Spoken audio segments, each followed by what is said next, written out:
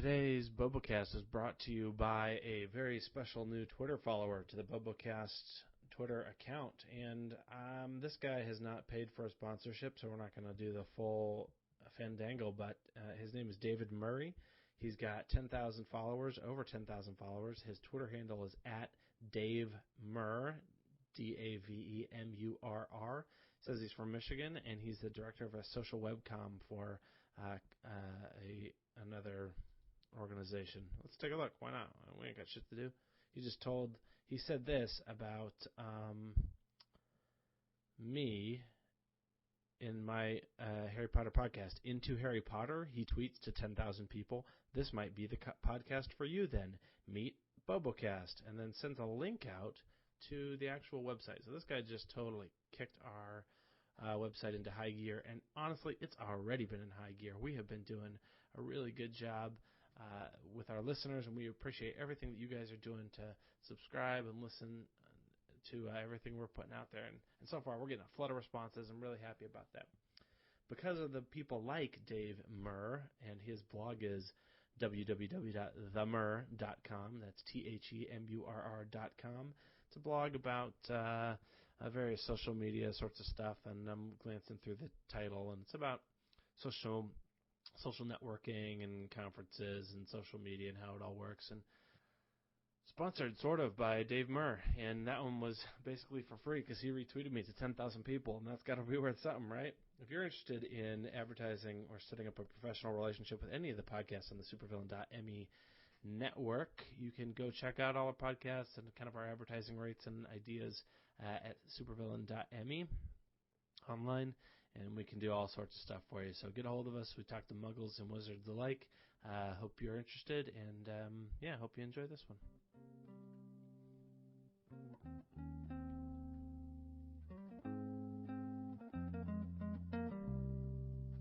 Welcome to today's Bobooks podcast, a Harry Potter podcast. Today we got a few things to talk about. I had a great time at a comic book convention with some of the other members of the supervillain.me podcast network family, and I got to talk quite a bit of Harry Potter there and all that. And then, of course, we'll talk about our main topic of discussion today, which is Dumbledore, and good old Albus Dumbledore, and what a powerful influence he has on the story and how he functions and what he does. And I got some good questions from listeners about Dumbledore, too. So we got a lot to talk about today on Bobooks, a Harry Potter podcast. Hello, muggles, wizards, werewolves, house elves, goblins. Do goblins listen to podcasts? Somehow I doubt it. They just don't seem like they'd be interested. I guess that means they might listen to something a little more sarcastic or jerkish. Who knows? I really don't know. So I wish I had History of Magic, the book by Bathilda Bagshot. Anyways, the trivia for last week was, who was the Minister of Magic before Cornelius Fudge? Now, I gave the incorrect answer. So that was the question for 2 weeks ago, and the answer that I gave was Millicent Bulstrode, and that is incorrect. The correct answer is Millicent Bagnold, so I just mispronounced that.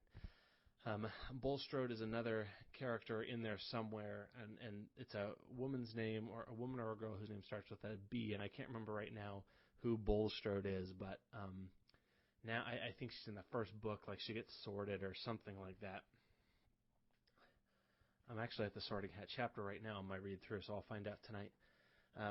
But Millicent Bagnold is the Minister of Magic before Fudge, and the story is that Bagnold was retiring, and that's when everyone was clamoring for Dumbledore, and he refused it, and that's how Fudge rose to power. That's that sort of thing. But anyways, if you got that one right in your head, then congratulations. A very nice work. You totally beat me. Nobody emailed me or added me on Twitter, and so I'll assume that nobody got it, and I still have my Harry Potter trivia crown. Whatever I'm into. Last week's trivia question was, who was the caretaker before Argus Filch? And this one is a very hidden answer, even more random and kind of in the backwoods trivia section of the books then the other ones. The caretaker before Argus Filtwoods was Apollyon Pringle, and that's Apollyon, Apollyon, I guess you say it, Pringle, like the chip. So there you have it. There's your trivia answers for the week. I hope you got them right. If you did, then next time, send them to me on Twitter. I'd be happy to see who gets them right and who's listening and all that sort of thing. And as usual, I will have some fantastic trivia for you at the end of today's Bobocast, a Harry Potter podcast.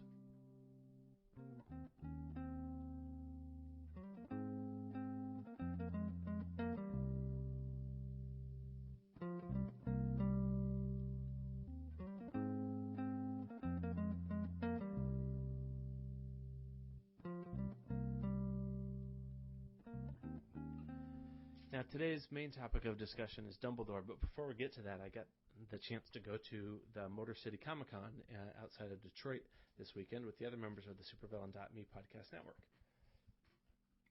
Supervillain.me is a website where we just host all these. You're probably listening to it there, so I don't need to talk about it. But in case you're subscribed on iTunes, you can always go to Supervillain.me to check out the other podcasts, what my face looks like, in case you're wondering what a Harry Potter nerd looks like. And take a look at the other podcasts we have to offer. This is a clean one. The other ones are a lot more filthy, but still you can take a look and maybe you'd be interested in our other sister and brother podcasts.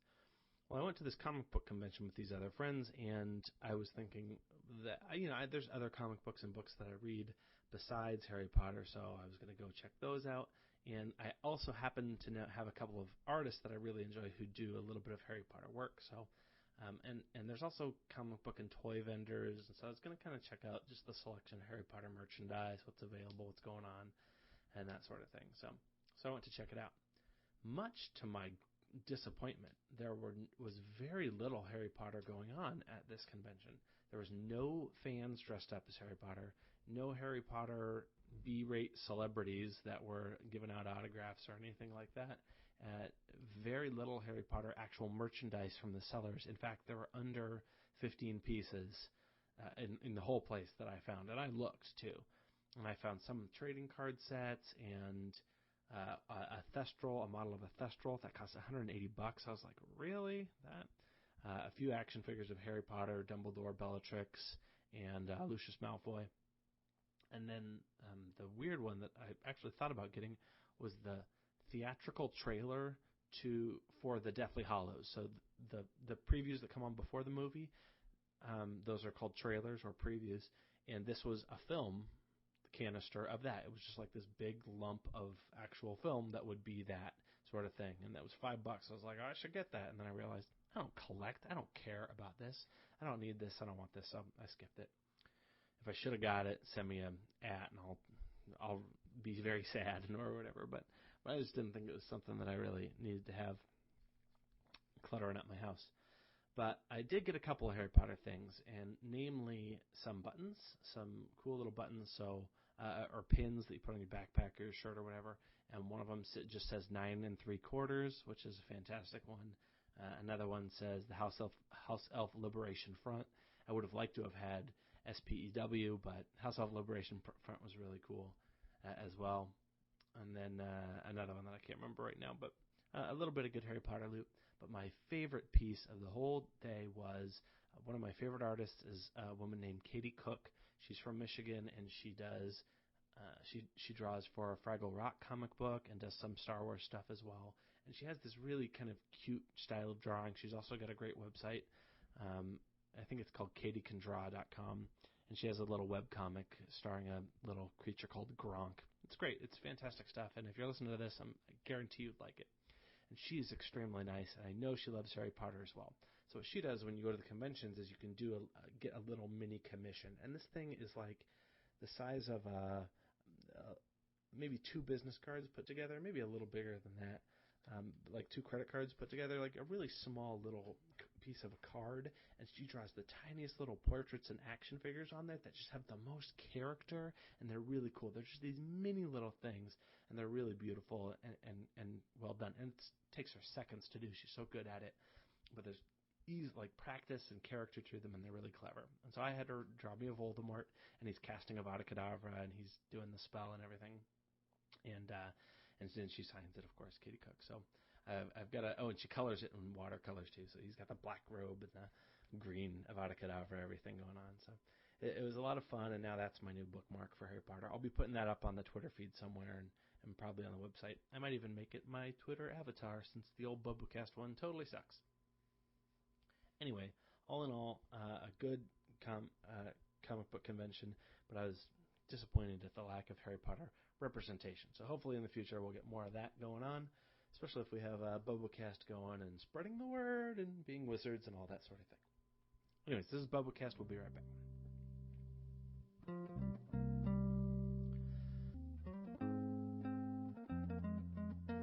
Today's main topic of discussion is Albus Dumbledore. So I asked around on the internet and said, tonight's Bobocast is about Albus Dumbledore. What do I need to explain to people who don't know about Dumbledore? So how does that whole thing work? What do people need to know? I asked the fans. And people seem to have a pretty good idea of who he was, but one person asked a really kind of interesting question that I'll address.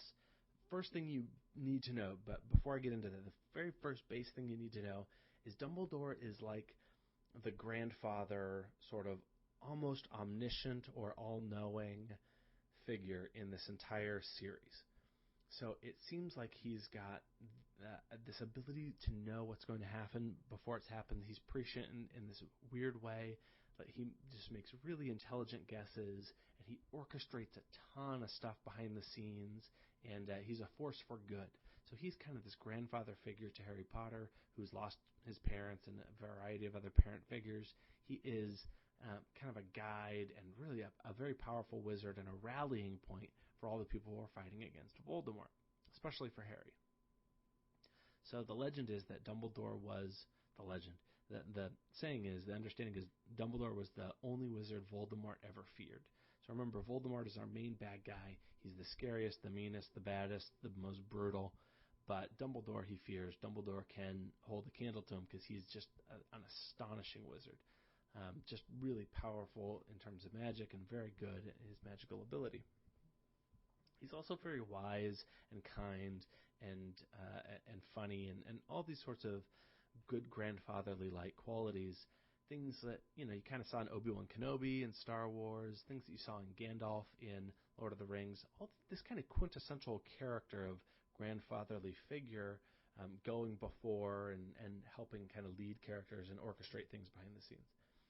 But like Obi-Wan and Gandalf as well, when it comes down to a fight, he still has the stuff. Like he's still got the gunpowder to back it up, or wand power in this case to back it up. So that's basically who Dumbledore is. In the movies, he's the one with the long beard and the traditional, like he looks like Merlin, your traditional wizard. Now today I'm going to talk about what Dumbledore's purpose in the books is and how they might address that in the films, because there will probably be an interesting dichotomy. But before that, I want to address this great question that Sarah asked. How is Dumbledore able to see Harry Potter under the invisibility cloak? Why is he so darn mysterious, and why doesn't he just go all Chuck Norris on the world if he is so darn powerful? Well, there's a bunch of questions in that little question, so I'll answer them one at a time. In book number 2, Harry and Ron are in Hagrid's hut underneath their invisibility cloak, and Hagrid is visited by the Minister of Magic, Dumbledore, and Lucius Malfoy, who have a conversation with Hagrid, while Harry and Ron are hiding. So Harry and Ron are basically hiding from Lucius Malfoy and the Minister of Magic. It's not important who they are. But Hagrid knows they're there, and he told them to hide. And Dumbledore seems to know they're there. He didn't know they were going there. He didn't know how that worked, but he definitely gives them a look in their direction and then says something that is clearly meant for them, kind of in coded language. So if you didn't know they were there, you wouldn't know what that meant and everything like that. So it's this actually kind of interesting point of contention. This invisibility cloak is supposed to prevent people from seeing you, and it does. Clearly, it almost never fails, and it has these very interesting powers. But Dumbledore seems to have the ability to look through it and see them. At least that is the question that Sarah has posed. How is he able to see Harry under the invisibility cloak? And that's a great question. However, this is a very technical, super nerdy details. He's not actually able to see Harry under the invisibility cloak. There's no mention that he actually sees Harry. The only mention is that he seems to know that something is there that isn't. So we don't know if he knows it's Harry. We don't know if he's guessing. We don't know what he sees in the slightest. We do know some things about the cloak. It is not perfect. What it does is it never wears out over time. But it doesn't say it's perfect. It says it never wears out over time. Also, other things in the Harry Potter series can see through the cloak. So Moody's magical eye, if you remember this, he can see through the cloak, or maybe not through the cloak. He knows something is there, because Moody's magical eye is an eye charmed to see things that are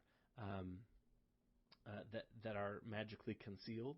So maybe he doesn't know it's Harry when the magical eye sees it, but he knows that somebody's being concealed there. He can tell kind of what's in a situation, and he makes some logical leaps and assumes it's Harry. Maybe that same thing happens with Dumbledore as well. We don't actually know what these wizards are seeing because everything is done through Harry's point of view. Keep that in mind. And it's a really useful storytelling device in keeping this world together and coherent. So he's probably not able to see Harry under the invisibility cloak, but he does know that Harry has an invisibility cloak. He knows that Harry and Hagrid hang out together and Harry comes down in the invisibility cloak. He knows Hagrid was just talking to somebody, etc., etc. So it's a very high likelihood that he just made a very educated guess based on the way Hagrid was acting or whatever it happens to be. So the answer is he's not able to see Harry under the invisibility cloak. The next question is, why is he so darn mysterious? Well, that's just Dumbledore's nature. It's part of what he's doing, as we find out in Book 7, in a conversation with Dumbledore's brother, is he was brought up on mystery and secrets, and he delighted in that sort of interaction. So, one, that's his natural sort of inclination, is to be mysterious. Two, he's dealing with forces that are, there's a lot of undercover people and duplicitous, like back and forth, backstabbing when it comes to the good guys versus the bad guys, or the Order of the Phoenix versus the Death Eaters. Everyone's kind of switching sides. You never know who's who. So Dumbledore never puts all his eggs in one basket, for the most part. He really tries to be mysterious and only tell people what they need to know for the sake of keeping the spies alive and doing what they need to do. The other part of this is why is he so mysterious with Harry is because a lot of what Harry needs to do is grow as a person, as a character, as a man, as a wizard, so that he'll be able to overcome the things that are in front of him. I'm not going to give the spoiler for the end of the next movie, but Harry really needs to grow to be able to overcome his final hurdle. When he does overcome it, it's because he's gone through all this throughout the books, and a big part of that is because Dumbledore was so mysterious. The last question Sarah asks, why doesn't Dumbledore just go all Chuck Norris on the world if he is so darn powerful? Well, he does. He considers it. Well, he doesn't, but he considers it at the beginning of his kind of career. When he's done with Hogwarts, he's back at home taking care of his sister, hanging out with Gellert Grindelwald, another very powerful wizard. And they consider, let's just go and do and take care of this and take over and conquer, and for the greater good, we'll put the Muggles in their place and we'll rule over them and do that. What he realizes is that there are things more important than power. And he sees that in himself, and he realizes he doesn't want power. He doesn't want to abuse power. He doesn't want to just run things like a god. That is not the way the world should work. So he doesn't want to just Chuck Norris on the world. Additionally, it's not as simple to just find wizards and attack them and fight them and kill them off or whatever it happens to be. If they could do that, then Voldemort would have just found Harry instantaneously. But that doesn't seem to be quite the case or as possible. Or the Ministry of Magic could just magically apparate and find Bellatrix Lestrange. But things don't really work that way in this world. There are rules about what is allowed and what isn't allowed. And lastly, why doesn't Dumbledore just go all Chuck Norris? One of the cool things, ways that Dumbledore's written throughout the books is he is very concerned with politeness and manners. It's part of his character, but it is a very specific and consistent thing, is even when he's not excited to see people, he greets them and welcomes them and addresses them. as in book 6 was the Death Eaters are running up to the tower. Greyback, he says something to Greyback, and Dumbledore says, "While I'm not pleased to see you, I do have the manners enough to greet you," or something like that. "I cannot say I'm that pleased to see you, and I don't have the same taste that you do. I wish you had different tastes, but those are your tastes nonetheless, so whatever." So he's very concerned with politeness and allowing people to be themselves. That's his big thing. We found out later, after the book series is over, that Dumbledore was gay. J.K. Rowling came out in an interview and said, "Oh, yeah, by the way, that's one of the reasons he never married is he was gay, and he had a thing for his childhood crush, Gellert Grindelwald, his teen crush. Wouldn't be childhood, and that's part of why he never confronted him. And there was this kind of love interest thing going on in the backgrounds of all that. Maybe that has something to do about why he's so polite. Is he wants to let people be who they are and not deal with some persecution that might exist. Who knows? It's very possible. But those are some really good questions about Dumbledore, especially the invisibility cloak question. That is a very subtle point of Potter wisdom. So now you got that one in your brains, Potterheads, and you'll be well prepared to answer the critics of Harry Potter about Dumbledore's powers, or lack thereof in this case. So we'll take a quick break. This is Bobocast.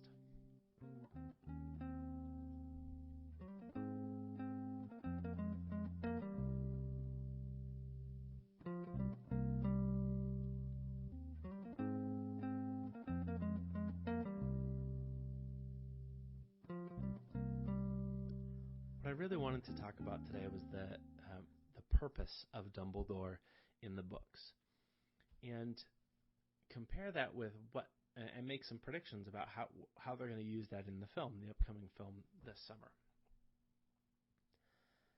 In the books, Dumbledore has served as this wise grandfatherly figure who has a lot of control about what happens. He is immensely powerful and wise and keeps a lot to himself, as we've talked about just over the past 20 minutes or so.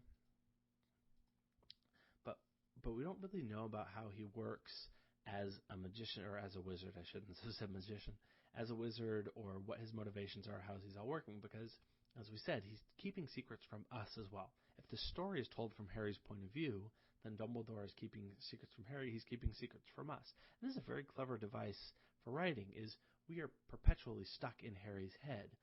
Throughout, as he grows up, we're with him as he's a sulky teenager, and we're with him as he's trying to figure out what he's supposed to do. But we just don't know. We don't have all the answers. And that's a really kind of cool way that Dumbledore's written, because we are in as much suspense as Harry is. In the first few books, Dumbledore serves as really just an outside figure who is there to explain what's going on. So at the end of book 1 and the end of book 2, he essentially just explains to Harry what happened, how Harry overcame that, and how things worked. So at the end of book 1, Harry confronts Voldemort and wins, and then he wakes up in the hospital ward. Dumbledore walks in and has this long chat with him. Here's what happened, here's what happened, here's what happened. And that continues to happen throughout the book series. In, I believe, all of the books. All the books until 6. So we have this pattern established of Dumbledore explains what happens to not just Harry, but to us. And so we see like when things unfold, he comes and tells us the details and explains why things worked the way they worked. It's not really until book 3, though, that he takes a more direct role in that. At the end of book 3, there are some prisoners that are to be executed wrongfully. And Dumbledore plants the idea in Hermione and Harry's head that they can go back in time and save the day. And so Dumbledore does some very specific things to allow this to happen, not only telling Harry and Hermione to do it, but also being in the right place at the right time and this sort of thing to let this happen and encourage that to happen. In book 4, this is my biggest problem with Dumbledore is in book 4, is Dumbledore shows some real weakness. He's not able to see through a disguise that he should have seen through in Mad-Eye Moody, and he doesn't see how he sees that things are conspiring against him and against Harry, but he isn't able to stop them before it happens. And so he really has this lack of ability in book 4, which you don't really notice unless you really read between the lines in that one. He plays as one of the judges. He's interacting with all the other characters and trying to manage things from a different sort of perspective other than grandfatherly old coot. So really what we see in book 4 is his influence on the wider wizarding world. We see that in book 4 and then especially in book 5 as Dumbledore's starting to rally resistance and deal with politics and all this sorts of things. Now in book 5 especially, we see the power of Dumbledore, and explicitly at the very end of the book, he has an actual duel with Voldemort. So we read, and you see in the movies too, the incredible magic that Dumbledore can do. He can save the day. He stops action. He's just really a powerful wizard. At the end of book 6, however, we see much of his power in terms of his wisdom and how he's coming to his conclusion. What's cool about book 6, though, is he's taking Harry with him throughout his... really, he's just doing research. He's doing research into people's memories and coming to some conclusions. And then at the end, he does some pretty impressive magic. But really, throughout the whole thing, he's just using reasoning and logic. But his purpose in taking Harry is to teach Harry how to think critically. And essentially, he doesn't do a very good job because Harry's a teenager, and that's something teenagers have a problem with, is learning how to do that at a very slow, patient pace. Of course, that's what Hermione's there for. She's there to be that logical, slow, smart, thorough-thinking person to help Harry come to conclusions, things like that. Of course, at the end of book 6, Dumbledore dies. He is slain by his supposed friend, Severus Snape. And then the remainder of that book is Harry lost without him to explain how things went at the end, which is why it was such a great cliffhanger at the end. We had been through Dumbledore and Snape through this entire book series. We had become, as readers, so accustomed to Dumbledore explaining things to us that when he wasn't there to explain things, we had nothing. And it was this feeling of emptiness and curiosity, and just one of the greatest cliffhangers that I've ever read, maybe one of the greatest in the top 10 ever written. Just a fantastic ending to a story, especially considering that he'd been there to explain everything throughout the other 5 books. Which brings us to book number 7 and movie number 7.2. Now, if you haven't read the books or seen the movies and you're just listening to this podcast to catch up, then pretty much everything I've said won't matter in the last movie. This is one of the strange sort of things about the movies is to make it a good movie and fun to watch and interesting to watch, it's really difficult for them to put in the emotional attachment that we have to Dumbledore and our understanding of him throughout the series as this explaining grandfatherly sort of figure. We have him in our head as we go into book 7 as the person with all the answers. And then what happens in book 7 is right off the bat, all of this doubt is injected, and we have this totally different picture of Dumbledore put in our heads and Harry's head as he's not the person we thought. We don't know anything about him really. We don't know where he grew up or what his motivations were, or we start finding all this weird information about him, and so we're just puzzled, like, what the hell were we doing? What's going on? And he's dead, and so we can't explain it, and of course our main characters in Deathly Hallows, Book 7, Harry, Ron, and Hermione, are off on their own, so they have no way to connect with people other than just reasoning through it themselves. Now, naturally, they reason through it incorrectly, and they start thinking about Dumbledore in all sorts of random weird lights, and don't really know what to do. This emotional sort of connection and this thinking through this and this obsession that Harry, Hermione, and Ron all end up having with Dumbledore guides a lot of the last book as that provides a mystery. As we come closer and closer to solving that mystery, we understand more about the way things unfold, and it makes the end work out because we have this wonderful sort of explanation occurrence that happens in lieu of Dumbledore just sitting down after it's all over and telling us what happened. We have this other kind of occurrence that happens, and we come to learn a lot from that and why things happened the way they happened. Now, in movie number 7.1, we didn't get very much of that at all. All we had was the mystery of where do we go, what do we do? This action scene, where do we go, what do we do? Action scene. Where do we go? What do we do? Action scene. And they had all of those. 3 or 4 of them at least. Now, in movie 7.2, we know there's going to be at least 2 more big action scenes, probably 3. And in between that will just be the characters getting from place to place, because really what they want to do in the movies is show off the spells and the characters, the major things happening, but we don't have that emotional connection. So my prediction is that we will see very little of Dumbledore, and we'll see a lot more about Harry finishing off Horcruxes and gathering Hallows. Now, I haven't talked about Hallows yet in depth on this podcast, but I will very soon. And the discussion of Hallows is interesting. Actually, it's interesting for Sarah's question that happened earlier in the podcast is how Dumbledore can see through the invisibility cloak. You may be putting too much stock in what the invisibility cloak can do. Because one of the cool things with how she writes in the story is that she puts in a myth about these powerful magical items. Well, that means it is just a myth, and sometimes we put too much into that myth, just like the characters in the book do as well. Which is a really neat thing to happen as a reader. It's like, oh, I fell into that trap too. Anyways, that's getting away from Dumbledore. So we'll see what happens in movie 7. There will definitely be a revisiting with Dumbledore, and Dumbledore will explain what's going on. Now, it won't be at the very end, but it will happen somewhere nearer to the end. So, spoiler alert, that's going to happen. No, Dumbledore does not come back to life, so we'll just have to see how the movie and the story addresses that. What happens in the book is when he does this explanation, it's not a very clear explanation. It's only been the last couple of times I've read it, it's really made sense why things happened the way they happened, how the very end plays out, and what's the reasoning behind everything. So it's pretty convoluted, and it actually takes a flashback throughout the entire book series and before to understand how it all works out. And frankly, that's just too much information to pack into a film that's even a 3-hour-long film.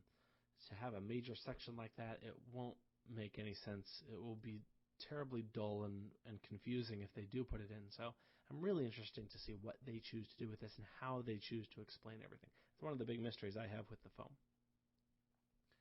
I won't explain things now because that would be dreadful spoiler alert, but essentially what happens is, in the book is, the characters are very confused about what Dumbledore left them to do and who he is as a person. They have doubt thrown on them about his motivations and what he was all about. And he is redeemed at the end of that. Not completely, so he is still human. He's a powerful wizard and a wise wizard, but he is still human, and he has weakness, and he has to apologize for that. And we learn a lot about his weaknesses, but we learn a lot more about Dumbledore as a human being, which is a very cool touch to the book, at least I thought. Wow, that was a whole lot about Dumbledore, and this is a long podcast, so I wasn't trying to go this long for the podcast, but boy, it seems like every time I get on here, there's just more and more to talk about, and I'm getting great feedback from the listeners, so I really do appreciate that, you guys. This has been the Bobocast. I'm getting ready to sign off on the Albus Dumbledore Bobocast, a Harry Potter podcast. If I missed something huge that you wanted me to talk about, send me an at Bobocast on Twitter or an email, bobocast@supervillain.me. Check out all our other podcasts on supervillain.me as well while you're over there. And now I have this week's trivia question. Now, here's the deal with the trivia questions. I know you can look these up on the internet. You can do that if you want. I don't. That's the deal. This is stuff that I'm reading, that I come up with, that I write down, that I think is interesting. So this is kind of a test of your knowledge. If you can think of it, great. If you can't, then, well, keep working at it. You'll get to my level someday. If you're far surpassing me, send me an email. Tell me how stupid I am and how much better, smarter you are, and that would be fantastic. I would love it if Potterheads or non-Potterheads alike were listening to this. Here's today's trivia question, and this week's trivia question is, what is Harry Potter's wand measurements? So the measurements are, what is his wand made out of? There are 2 elements. And how long is it? Those are your 2 main questions. Harry Potter's wand measurements. So there's your trivia question for the week. Sorry about the trivia mistake for last week, but I'm sure I got it right this time. And share the Bobocast with your friends on Twitter, on Facebook, in real life, in the wizarding world. If you have any questions, send an owl to my house, or come on by Flu Powder, or ride a broom, or send an email, or hit me up on Twitter. I appreciate you guys listening, and I'll talk to you next week. This is Bobocast, Harry Potter podcast.